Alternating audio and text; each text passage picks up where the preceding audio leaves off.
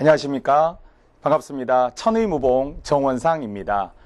국어 능력 인증 시험을 담당하게 되었고요. 여러분과 함께 앞으로 30강 정도를 목표로 훌륭한 강의, 부족하지만 여러분들에게 열정 있는 강의를 보여드리도록 하겠습니다. 저는 개인적으로 멀리 가려면 함께 가라 라는 말을 좋아합니다. 공부는 본디 효율성과 객관성을 목표로 하고 추구해야 하는 것입니다. 다만 절대 시간은 한정되어 있고 여러분들 공부하시는 학생분들 입장에서도 시간이 부족하고 또 혼자서 하기에는 어려움이 많은 방대한 국어입니다. 그러나 짧은 시간 안에 제가 많은 것을 해드리려고 100% 능력이지만 200%를 보여드리기 위해서 준비하고 있고요. 저도 이제 국어를 18년째 강의하고 있습니다.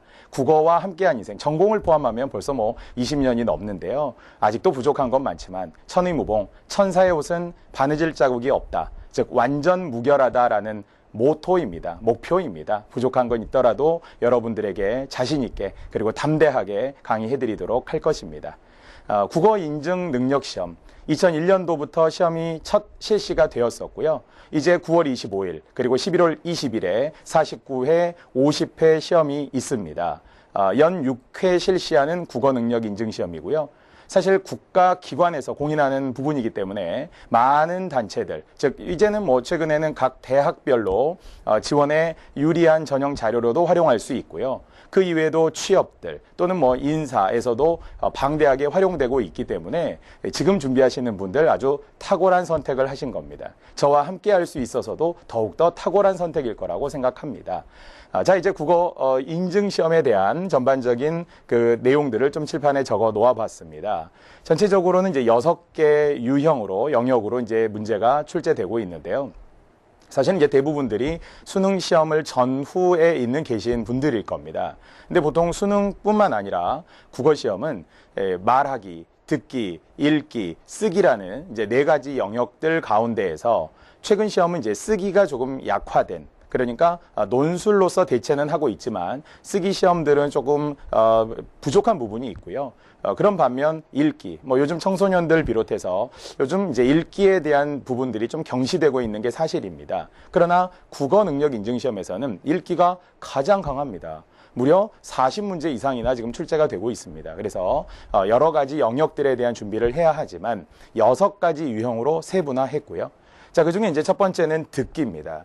수학능력시험에서는 듣기 문제가 5문항이 출제되지만 국어능력인증시험에서는 객관식 15문항, 주관식 2문항이 출제되고 있고요.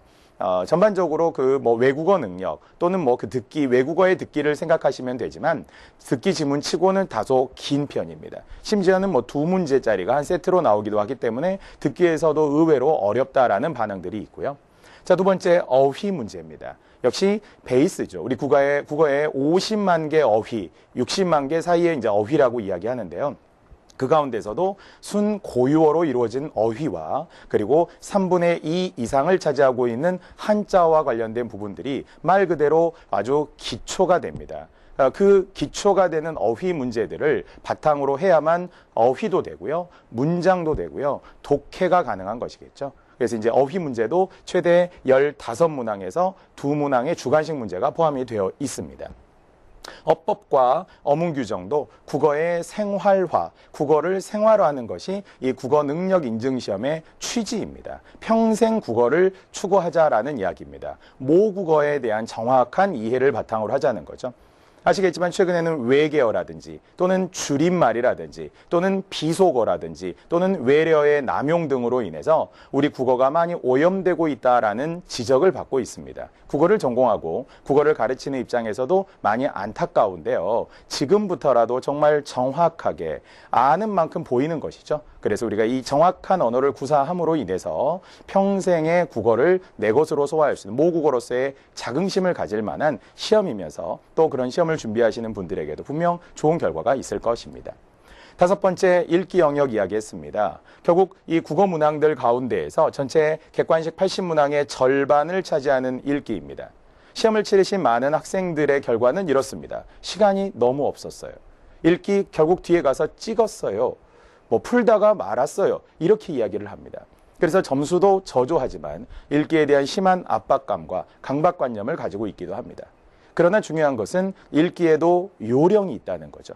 답을 도출해 나가는 과정이 있는 겁니다. 그래서 우리가 원하는 것은 뭐 하루 종일 문제를 푸는 게 아니고요. 짧은 시간 안에 60분, 1교시, 70분, 2교시 이런 시험 시간 안에서 해결해야 되기 때문에 가능하다면 저 역시도 여러분들에게 좀 빠른 시간에 해결할 수 있는 여러 요령들을 좀 제시해 드리고 정확한 답을 찾는 데 노력할 것입니다. 항상 기출문제들을 중간중간에 삽입해 놓았기 때문에 문제들과 병행하면 충분히 현실적인 문제풀이가 될 것 같습니다.